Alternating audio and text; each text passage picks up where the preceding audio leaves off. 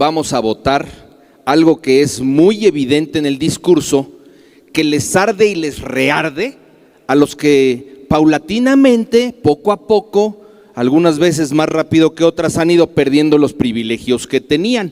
Se prendió el debate en Comisiones Unidas de Puntos Constitucionales y es que vimos un choque frontal en el Congreso por el famoso Plan B y te lo vamos a decir directo. Lo que vimos fue una oposición completamente rebasada, sin argumentos y recurriendo a lo más bajo cuando ya no tienen de dónde agarrarse. Y es que el guión fue clarísimo. Por un lado, los de siempre, el MacPrian, saliendo a decir que esta reforma está mal hecha, que nadie la pidió, que es una tragedia para la democracia, pero cuando rascas tantito no hay nada, ni una sola prueba contundente, puro discurso reciclado, puro enojo y pura frustración, porque se les está yendo de las manos lo que durante años fue su mina de oro, los privilegios, los sueldazos y los excesos. Y eso no solamente les duele, les arde. Y aquí es donde el nivel se desploma, pues en lugar de debatir con seriedad,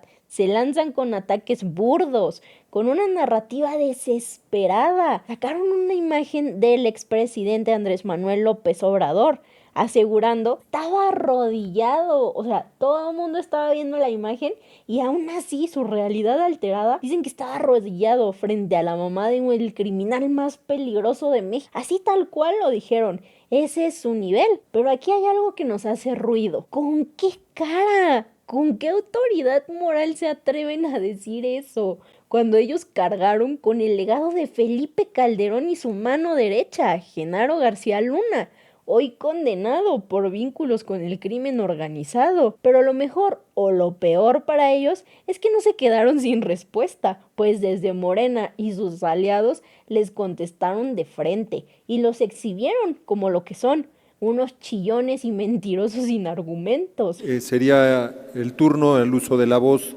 de la diputada Noemí Luna Ayala del Partido Acción Nacional. Si es tan amable, diputada. Muchas gracias, presidente. Y empiezo reconociendo públicamente la buena voluntad de los integrantes de las juntas directivas de las dos comisiones, que hoy permitieron que haya al menos 2 oradores por comisión de cada grupo parlamentario. Ojalá eso hubiera sucedido en la pasada sesión de Comisiones Unidas, donde sí había algo que discutir. Porque hoy lamentablemente estamos analizando y discutiendo los vestigios, las ruinas, lo que quedó de la intención de una reforma electoral. Por un lado, qué bueno, porque se hace menos daño al país, pero por otro lado, qué tragedia, porque perdimos la oportunidad histórica de corregir los problemas que tiene nuestro sistema democrático. La tradición marcaba que cada reforma electoral obedecía a un problema detectado del pasado proceso. 1977, la exigencia de que se reconociera la pluralidad en este país. La década de los 80, reconocer que debía de haber un padrón electoral confiable. En los 90, la creación de un organismo autónomo que realmente sirviera como árbitro imparcial en las elecciones. Y 2026, no estamos corrigiendo el problema que tenemos en el país. Venimos de la elección más violenta, donde hubo intromisión del crimen organizado y otra vez se pierde la oportunidad de legislar para blindar a los partidos políticos, para blindar al sistema electoral de la intromisión del crimen organizado. Y terminamos discutiendo, legislando esto, que hasta con errores, porque en el proemio todavía se habla de eliminar los privilegios y fortalecer la revocación de mandato.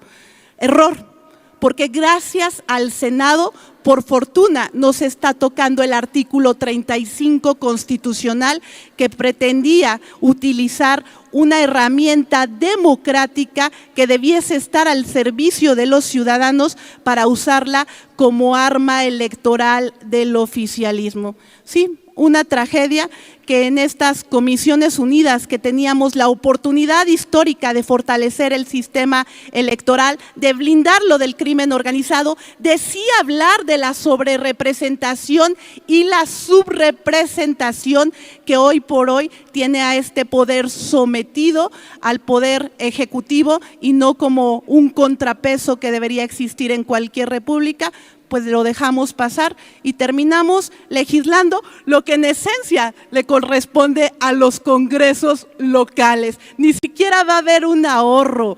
La mitad de las entidades federativas no tiene más del 0.7% de su presupuesto estatal. Ni siquiera va a haber un ahorro en la reducción de los regidores, porque son menos de 60 los municipios en todo el país, de los más de 2,000 municipios que tienen más de 15 regidores. Lástima por este país.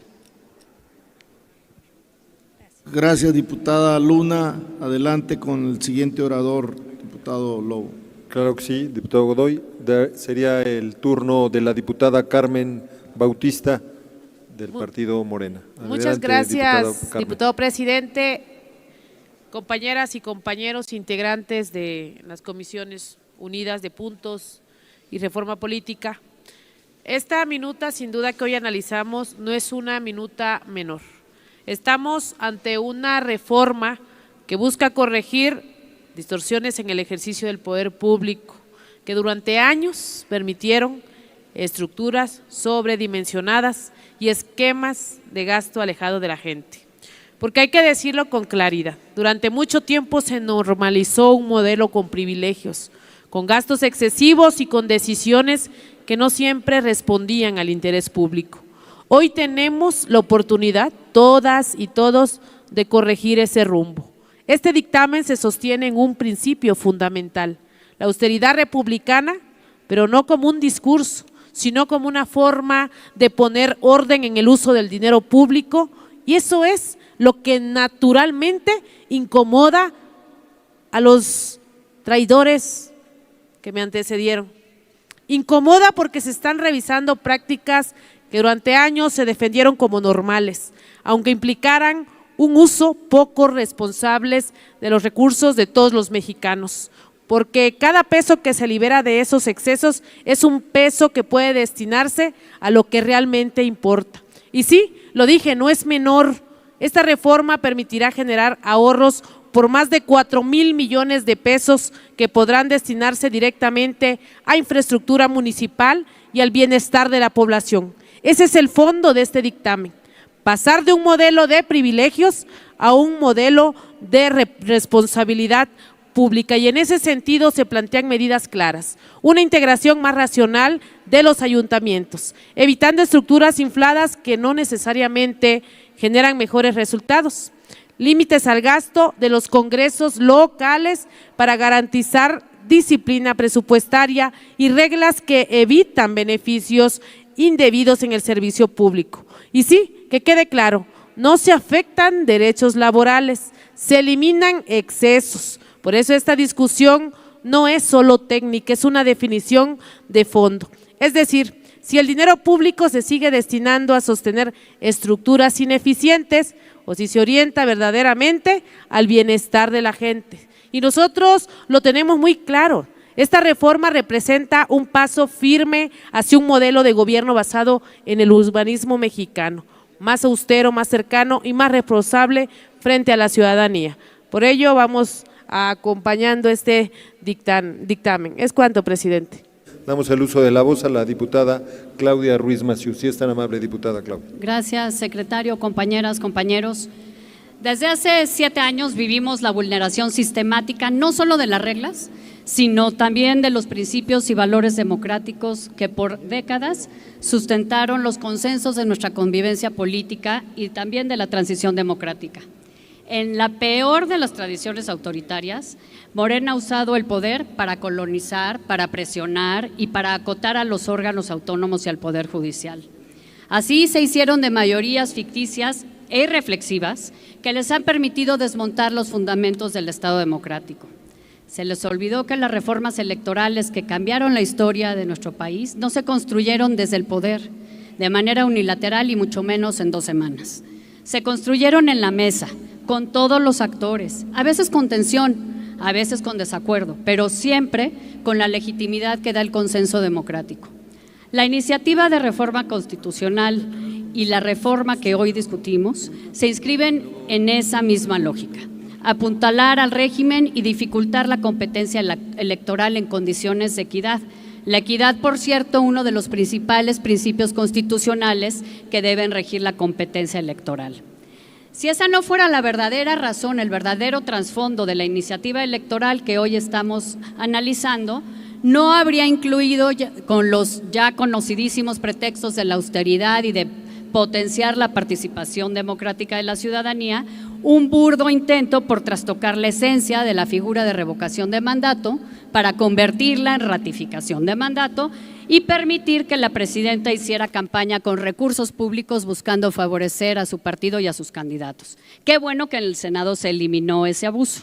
Pero ya sin esa figura de revocación, que insisto, era la verdadera razón y lógica del Plan B, lo que nos queda es una reforma acotada, mínima, en varios tramos innecesaria, mal construida en su origen, con errores que el Senado incluso tuvo que corregir sobre la marcha y que además vulnera el federalismo y al régimen municipal. O sea, es una propuesta mucho más administrativa que electoral y además de innecesaria, centralista. México tiene problemas electorales reales y urgentes que no toca esta propuesta, ni tocaba la iniciativa rechazada hace algunas semanas, que por cierto sí toca la iniciativa presentada por Movimiento Ciudadano y que tampoco ha sido considerada ni entonces ni en este dictamen. Algunos de esos retos que conocemos: la participación e incidencia del crimen organizado en los procesos electorales, la distorsión enorme entre la voluntad popular y la integración de la Cámara de Diputados y muchos otros que conocemos. Una reforma electoral seria tendrá que partir de esas propuestas, con todos en la mesa, no de una iniciativa enviada desde Palacio Nacional y procesada sin ningún rigor. No nos oponemos al uso más responsable de los recursos públicos ni a la austeridad, pero no coincidimos con el atentado al federalismo, a la soberanía de los estados, al régimen del municipio libre que las acompaña y mucho menos a un intento velado una y otra vez de consolidar un régimen autocrático, autoritario y centralista. Es cuanto, presidente. El uso de la voz, la diputada Lilia Aguilar Gil, del Partido del Trabajo. Adelante, diputada, por favor. Muchísimas gracias, secretario. La reforma que hoy estamos discutiendo, en efecto, tiene un enfoque del fin de los privilegios y el gasto excesivo. No solamente establece un tope salarial a los integrantes del INE y los OPRES y los tribunales electorales, sino que además es una norma que ya se había reformado, que nadie gana más que el presidente o la presidenta y que había sido completamente obviado por estos órganos electorales. Prohíbe los seguros privados y las prestaciones adicionales, porque daba la impresión que desde el Olimpo de los dioses electorales, quienes participaban de los organismos electorales, pues hablaban no solamente con sueldos extraordinarios, sino también con prestaciones extraordinarias que nadie conocía y que obedecían, y algunos siguen obedeciendo, a los intereses de quienes dejaron el poder hace tiempo. Es por esto que nosotros estamos no solamente a favor de este dictamen o esta iniciativa, de esta minuta que hoy se presenta, que viene del Senado, sino que además quisiera puntualizar en el tiempo que me queda las diferencias inmediatas, por ejemplo, que hay entre dos congresos estatales, el de Colima contra Baja California, que tienen ambos 25 diputados y diputadas, y uno tiene un presupuesto de 128 millones de pesos contra 800 millones de pesos que tiene 800,000 que tiene el Congreso de Baja California. Lo que es cierto es que esta disparidad tiene que resolverse en proporción al porcentaje que tiene cada uno de los estados de presupuesto. Además hay que decir, Y esto lo digo por la preocupación que existía, sobre todo por trabajadores, que es muy legítima, de congresos de los estados de donde yo soy, de Chihuahua, de Baja California, que nos han expuesto que tienen miedo de que vayan a ser despedidos justo por estos ajustes. Hay que decir que será la determinación del propio Congreso cómo se aplique esta norma y que se tendrán que respetar los derechos laborales, porque no se pueden mantener los privilegios y dejar en la calle a quienes dan sus servicios para que los poderes legislativos funcionen.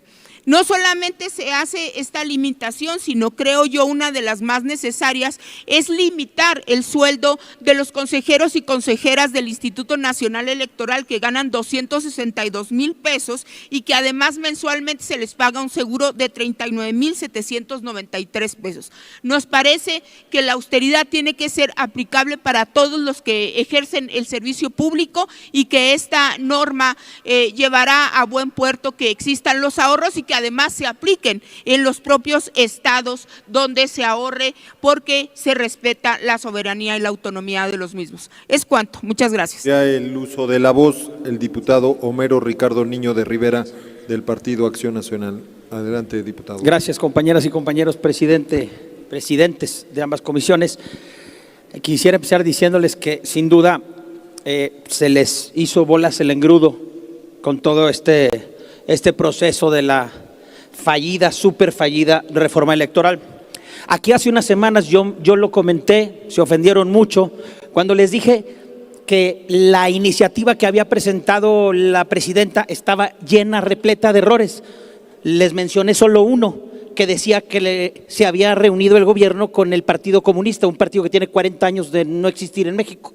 Estaba llena de errores de sintaxis, de ortografía. Es decir, yo les decía que era imposible que Palacio Nacional elaborara eso. Este segundo documento, que le llaman Plan B, pues está igual. Lo que pasa es que ahora aquí nos llega un poco corregido porque todas las pifias que traía las arreglaron en el Senado. Ahora no fuimos Cámara de Origen, pero igual de mal redactada. Se nota que lo hace alguien a las prisas, sin conocer, sin estudiar.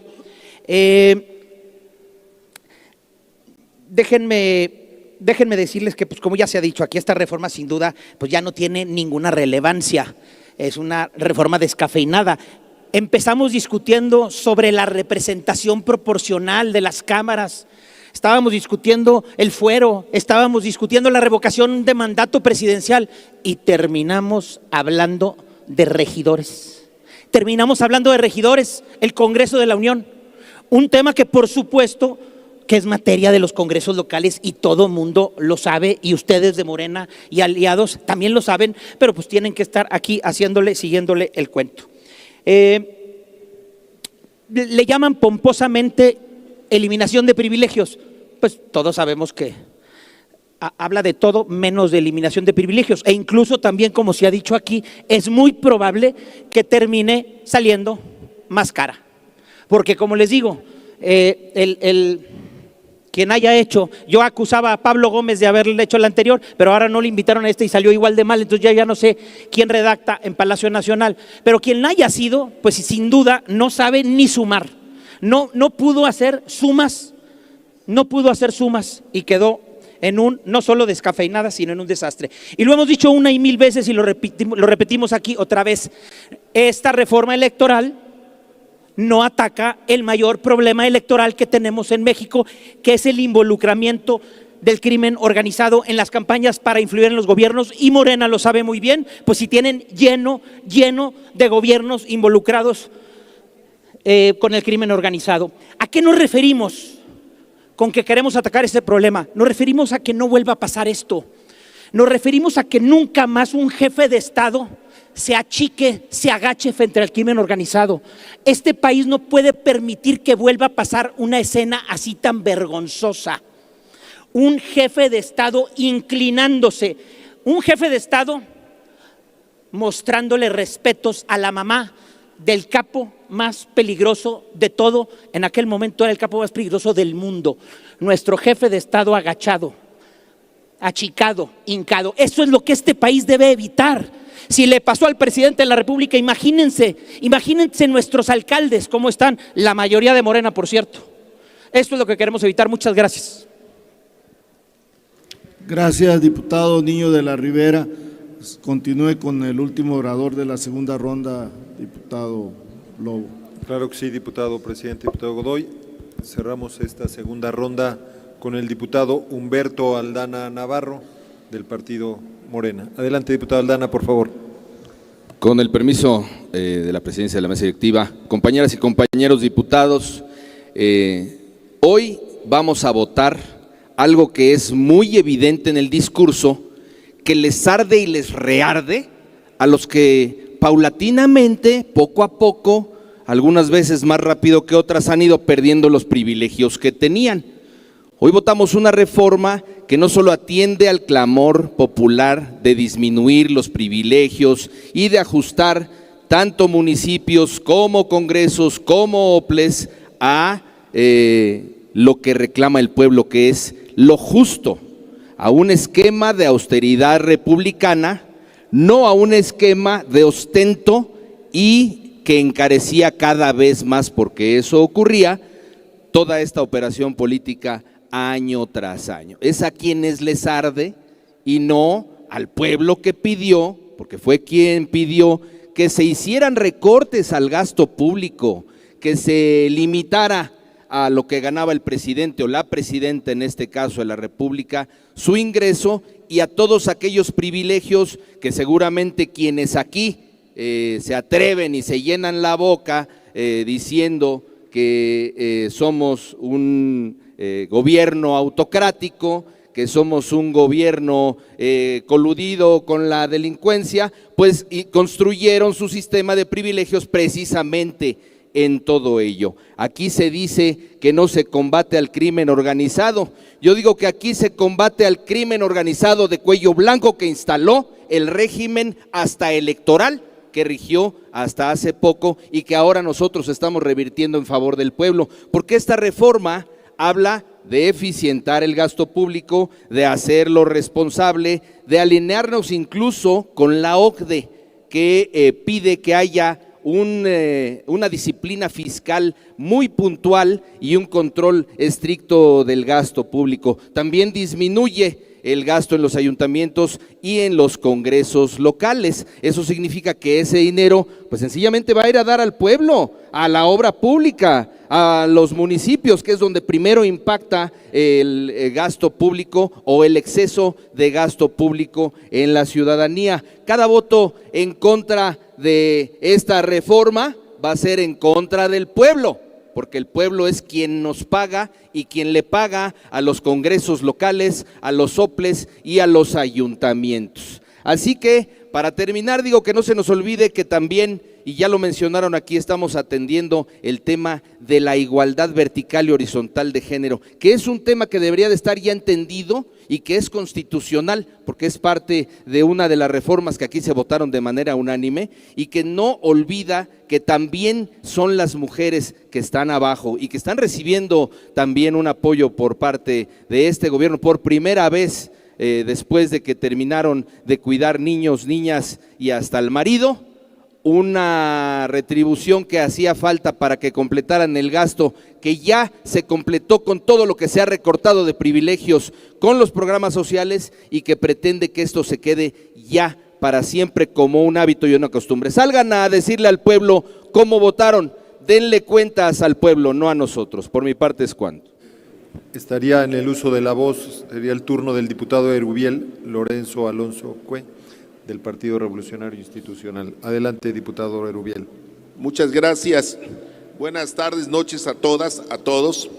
Esta iniciativa, esta reforma, es una verdadera cortina de humos de lo que está viviendo el país. No tenían otro elemento necesario para poderlo exponer precisamente ante los temas torales, ante la crisis diplomática, ante la crisis de inseguridad, ante la crisis económica. Por eso yo lo que he manifestado siempre, y el PRI también, es centralista. Es una verdadera simulación y es antidemocrática. En la narrativa el oficialismo decía: con el pueblo todo y sin el pueblo nada. Hoy vemos que se han convertido en unos verdaderos hipócritas, traidores y demagogos. Los que promovían las libertades, hoy promueven la cerrazón jurídica y hoy promueven un tema dictatorial. ¿Cuáles son los verdaderos temas que le ocupan al país? ¿Cuáles son los temas por los que el país está sufriendo una verdadera crisis? Pemex pierde 2.136 millones de pesos diarios. ¿Cuánto nos costó que el régimen autoritario que salió, que vive en Palenque, cuánto nos costó poner a Octavio Romero Oropeza, ingeniero agrónomo de profesión, a la dirección general de Pemex? Ahora lo premiaron para mandarlo al Infonavit. Ya está en el proceso saqueando precisamente los recursos de los trabajadores de este país. Mexicana de Aviación, que muchos conocieron, porque ya solamente tiene 2 aviones, le quitaron toda la flotilla, porque no pagaron los arrendamientos, pierde 3.4 millones de pesos diarios. Tren Maya, el tren de Amílcar Olán, el tabasqueño nuevo multimillonario, multinacional.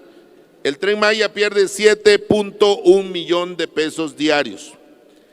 El AIFA, ¿cómo van a engañar a la presidenta con que había mucha gente?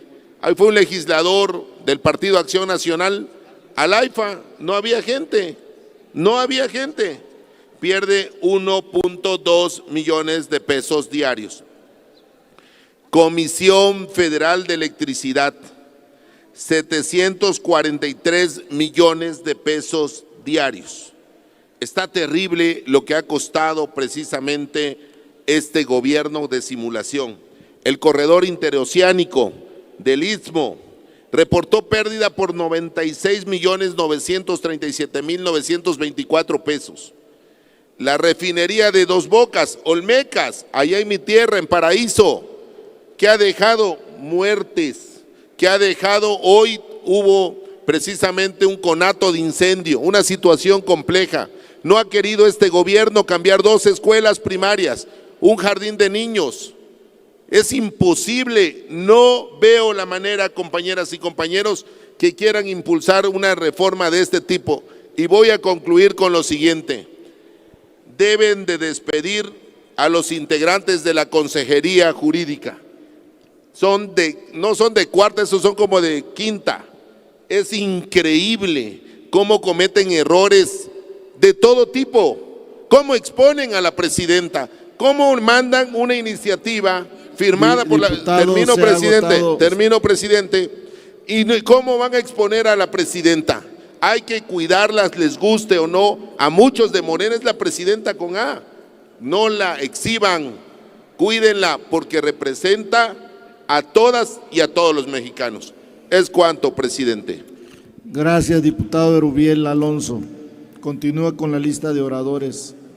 Claro que sí, diputado presidente. Es el turno de la diputada Irma Jordana Garay Loredo del Partido del Trabajo. Adelante, diputada Garay, por favor. Gracias. Con la venia de las presidencias, a nuestro querido pueblo de México y de manera muy especial a mi querida Tlaxcala. Compañeras y compañeros diputados, México sigue avanzando con firmeza en la consolidación del segundo piso de esta victoriosa cuarta transformación.